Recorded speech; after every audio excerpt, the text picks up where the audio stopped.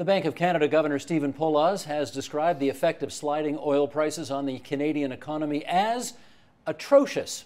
Let's see what word our next guest would use. We welcome back Don Drummond, the former TD Bank chief economist, now distinguished visiting scholar in the School of Policy Studies at Queen's University. Don, good to see you again. Thank you very much. Well, here's the quote. Let's put it out here on the record right away. Canada's central bank governor, Stephen Poloz, has warned that a slump in oil prices is having a, quote, atrocious effect on the Canadian economy, even as he expressed confidence that a cheaper currency and an incipient U.S. revival would help exports drive a recovery. That from last month. Do you agree with his use of the word atrocious? Well, I'm a bit surprised. We've been used to governors using relatively bland language, so it's nice when somebody uses something a little bit more vivid, but I'll make a prediction here that as he gets more experience, he'll put less emphasis on a particular quarter, because it's really hard to get an idea of the trends of the economy in a particular quarter. The data come in late, they get revised, things change over, as he himself acknowledged that the impact of oils will change over time. And I suspect the language would be a little bit more neutral. Plus, the Bank of Canada can't do anything about economic performance in the really short term. And as the bank has discovered, they can't even do anything about economic performance over years. I mean, they've been at this almost zero interest rate game for a lot of years right now, and the economy's still not growing the way they like it. So I suspect his commentary in the future will be more a bit of on a longer term basis and probably a little bit more neutral. A little more circumspect. Well, you pointed out the economy not really firing on all cylinders right now. We learned in January the economy contracted 0.1%. How much of that dip do you think is due to the weak oil prices right now? Well, probably a fair bit. We also had, even January's always cold, but even relative to the normal January, the weather was a little bit worse. I don't make a awful lot. Again, about 1 month. February could come back, March could come back. I look at a little bit longer trend. We have been stuck in about a 2% real growth pattern for the last couple of years. And then you have to sit back. Well, is that what we would expect? And I've been arguing for 5 years that is what we should expect. It's been that way for a long time. I think others are coming to my view. There's two parts to it in terms of the way the Bank of Canada looks at it. What is a sustainable rate of growth for the Canadian economy? And everyone used to think it was around 2.5%. And I've been saying for years now, no, it's not anymore. If you look at Canada's weak productivity performance, if you look at the aging of the population and what that's doing to the labor force, our sustainable growth rate is less than 2%. And now the Bank of Canada has latched on 1.9. So that part, yeah, it took them a while to get there. And then the second part is there still slack in the economy left over from the recession that we should be dipping into? So should we be growing above that 1.9%? And I've again been saying for 5 years, no, there isn't. The recession was devastating. A lot of the capital that got displaced is gone. It's no longer relevant in the economy. And the Bank of Canada points out like the long-term unemployment rate is still very long. These people should be coming back in the workforce. But my point is, I wish they would, but can we expect that? Are their skills what the labor force is looking for right now? Maybe not. Maybe we're not going to have that spring back in growth. And maybe 2% is the new normal, and unfortunately get used to it. I want to see if we can get a greater understanding of how the economy actually works in this respect. Does the money that people in Ontario, for example, are now not having to spend, because gas prices are so much cheaper now than they were before the price of oil hit the dirt. Do they take that money and do they spend it on other things that they otherwise couldn't spend it on, and therefore, potentially, is the economy better for us at the end of the day? Yeah, well, there's two things they could do. They could pay down their debt, or they could spend it on something else. We know they're not paying down their debt because the debt burden of Canadians and Ontario continues to move up. So if we looked at Ontario as a separate economic entity, it is an importer of natural resources, including oil. So a decline in the price of oil is unambiguously a net plus. Plus, we get the additional benefit. We're an exporting province. So if we look at it as a separate entity, a lower value of the dollar is a good thing for Ontario. Now, again, my expectation is we're not going to get the normal boost to growth from the exchange rate. If you were a business operating in Ontario or contemplating coming in Ontario, would you today count on the dollar staying around 80 cents US forever? It's been all over the place. Not forever, but you would for the next while, wouldn't you? I would have if that was 5 or 10 years ago, because that was our historical record. Our dollar was always worth less than the US dollar. And has been that way since the early 1970s, but we've been as high as $1.13. We were around $1 for a while. You'd have to be a little bit cautious about planning that. So I'm not sure that's going to have, at least in the short term. If it stays that way for 3 or 4 years, yes, I think they would venture in and make their plans on it.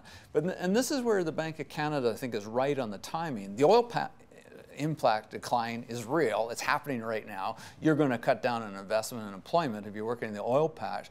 Some of the offsetting things like the lower value of the Canadian dollar, that might take a little while before it seeps into the economy. Because one of the things we're trying to figure out constantly is, okay, oil at $100 a barrel, good for Canada.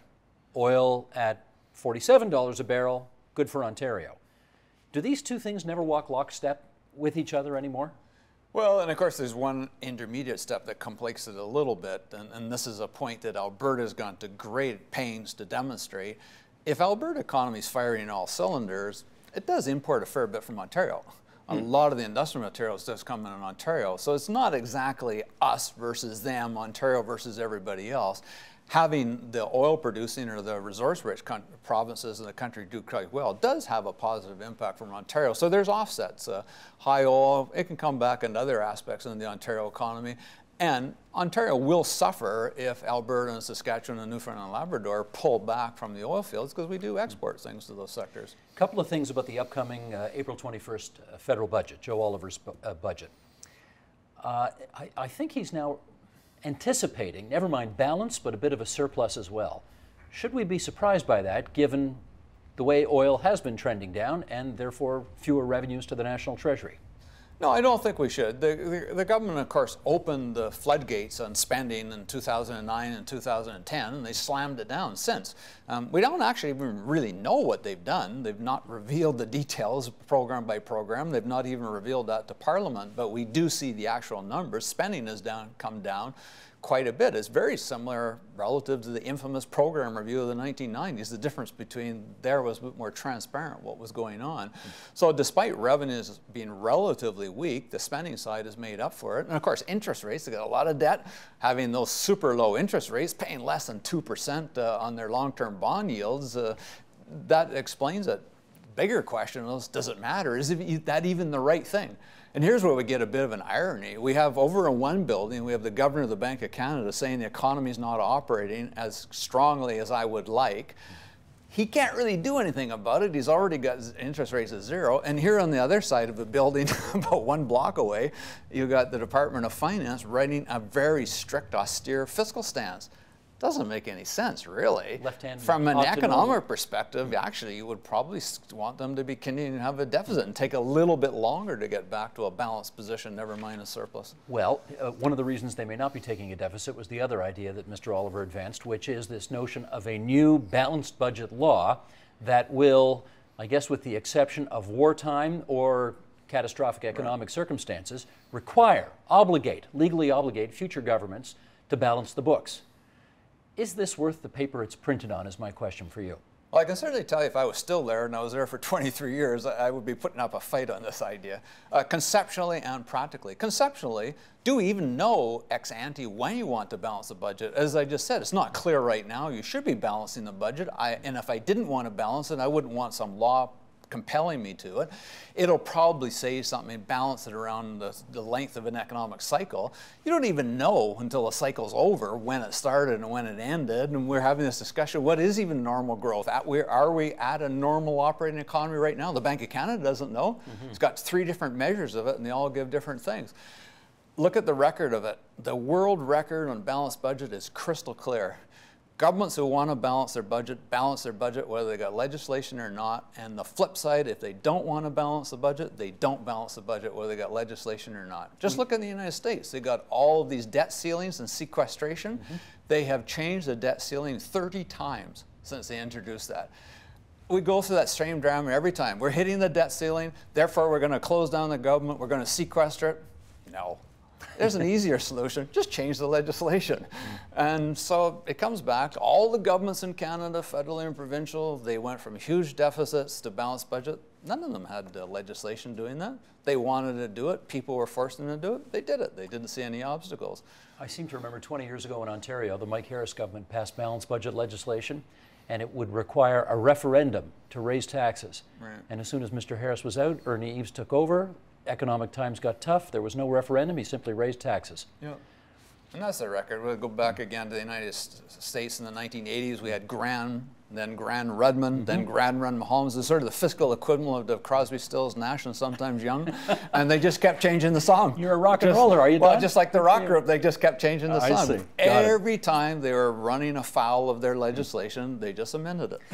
I want to pick up on something now that you talked about probably 5-10 minutes ago, which was this notion that we've got a terrible productivity problem in this province, which explains some of our weak growth rates. What's the problem? I know what the problem is, but you're probably going to ask me the solution. I'm a little fuzzier on that. I mean, just to set them in Canada and Ontario, if we look at our output per hour worked, it's been growing in the last decade or so, about 1% a year. It's not a disaster, but historically, we used to be more in the 2% range. Back in the golden 50s and 60s, we were even 3%. The United States, you know, we keep heaping criticism on the U.S. economy. We've been doing so much better. Their productivity record, while ours has been 1%, has been over 2%. So they've done a lot better. Europe, and we keep thinking how sick their economy is, their productivity record has been better than us. So if you think back, the OECD, the wealthier countries in the world, when it started in 1960, Canada had the 3rd highest level of productivity, and we're now 17th. Of the original 24. So we're not only just doing badly relative to our own history, we're doing badly to everybody else. Why does that happen? Well, I knew you were going to ask me that, and that was the sketchier part. If you'd asked me that question 15 or 20 years ago, I would say terrible macroeconomic policies.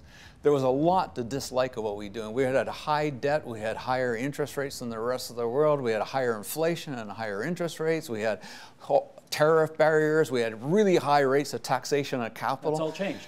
Exactly. I'd say 70% of it changed. But if 70% of it changed and productivity weakened, doing the rest of the 30 going to solve it. So I think it has to come in the private sector. And here's we've got a huge problem. Historically in Canada, all the business data is kept confidentially by Statistics Canada. There's no avenue for you and I to research this. So this is what I've been doing a good part of my time in the last 3 years, getting that data out into the public research domain. Statistics Canada is now making it available. We're now building up a cadre of people who can work with this data and maybe look at some of the answers. So, you know, one of the telltale signs you would look at, your average Canadian or Ontario worker has half the amount of machine or equipment to work with as their US counterpart. Well, if you're going to measure my productivity as output per hour, give me a better machine, I'll be more productive. But why? It used to be because we tax capital so heavily, but we don't anymore. We tax it actually less lightly than the United States. Why are the Canadian businesses less aggressive, less entrepreneurial? We think of ourselves as an exporting nation, but half of our exports are counted by just 50 companies. We got over 80% of our small and medium-sized companies don't export a cent. Again, why? Are we just in this comfort zone? You look at, we have a special rate on small businesses, and you always look, there's a whole cluster of businesses that are always just right underneath that threshold. Why are they content to be there? Why don't they grow into billion-dollar companies and multi-billion? Why don't they grow to a world? We've always been more timid and less sort of wild, wild west in our approach to business, haven't we? Sometimes it serves us well, like in the banking crisis. Yes, in the banking crisis, it looked out that way, and there's a different mentality. And yes, you don't want to go to extremes. In the United States, you can hardly think of anybody who's been successful that didn't go bankrupt 9 or 10 times. You know, I always look Donald Trump versus Robert Campo. Robert Campo went one step too far, went down, hid away in Switzerland for 20 years. Yeah. How many times has Donald Trump gone bankrupt? Plenty. Plenty. And left ashes behind him every single time, and yet he's held in esteem. It never happened in Canada, and probably for a good reason. So you don't want to go to an extreme on it. Okay, let's get back to Stephen Poloz from the Bank of Canada Governor. He said in a Financial Times interview that the bank is now keeping an eye on inflation. I was always led to believe that since John Crow, inflation hasn't been a problem. The former governor of the Bank of Canada, that price stability is now where it's at and inflation is whipped. Is it not the case? Yeah, certainly it is. And in fact, if you look at the Bank of Canada's forecast, they forecast the actual rate of inflation over the next year plus to be well below their 2% target. and the core rate, so taking out the energy and food and the volatile components, to be slightly less than 2%. So it's not a problem. But in fairness, with respect to Steve Poloz, he's got one mandate. His mandate is all to keep inflation around 2%. And it's interesting because he's already served notice that agreement with the Government of Canada expires at the end of 2016, and he's already putting notice right now he wants additional flexibility because he thought that was too binding on the Bank of Canada as it went through the financial crisis. So it'd be very interesting to know what he has in mind with that. But I mean, if I'm the head of an institution and I've only got one element in my mandate, what else am I going to say? I keep an eye on inflation. But at the moment, inflation pressure is not just in the United States, in the entire world, inflation is dead. Dead. You're prepared to say dead, not Yes. just on life support, but dead. The majority of countries in the world are worried about the opposite. They're worried about deflation. We were always told that the deflation threat in Japan was special circumstances that reflected their culture, reflected errors in their policy. Well, guess what? That's been visited upon almost everybody ever since. Businesses seem to control the power. Nobody's paying higher wages around the world. We're exporting disinflation from the low-cost producing countries in China. Even China's not even a low-producing country anymore. That switched off to Vietnam and others. There always seems to be sources of these newer, lower inflation. So I don't think the Bank of Canada is staying weak about it. I think what's interesting under the early days of Poloz is looking at some of the other indicators. So, for example, in their last monetary report, he devoted a huge section to the labor market. He's really worried about this, the longer-term unemployed number staying up. Involuntary part-time, people who really want to work full-time but are just working part-time. So I find that's quite interesting. While his mandate is around inflation, he's clearly looking at a variety of other indicators. Don, in our last minute, let's touch on one more thing. We've talked about a lot of the things that are happening out there, economically, fiscally, that you're not that happy about. Is there anything out there that gives you encouragement right now? Well, I think there's a stability to the Canadian economy. I know our governments and others bragged how we came through the financial crisis, and I said, well, it is interesting, and no one ever says that our decline in output occurred at the same time as the U.S., and it was exactly the same extent. But we didn't have the meltdown in the banks, and we didn't have the meltdown in our housing sector, and after all, those are pretty important variables. So it gives us a stability to grow. And we can do the Japanese trick. We can go sideways for quite a while and we'll still be well off. So we got that in the bank, if you want to use that expression. But we couldn't do better. And I think we have to do an awful lot better. You know, the IMF has finally got onto this, that maybe the world economy is not going to grow that fast, and they're calling it the new age of mediocrity. I think that's what Canada has to look forward to under the status quo, and that age of mediocrity is not a terrible thing. We'll still be the envy of many other countries, but we should be doing an awful lot better. It's not so obvious, though, what's the one or two levers you pull to get there, and that's why I think we need a lot more. Economists always say that, right? We need a lot more study of this, but it is a bit of a head-scratcher, but we got to crack it. So the October election, the slogan should be, aspire to be mediocre. Let's go mediocre plus. Mediocre plus, okay. Well, you're always a plus when you come here, Don. Thanks so much for your expertise on this, as always. Support Ontario's public television. Donate at tvo.org.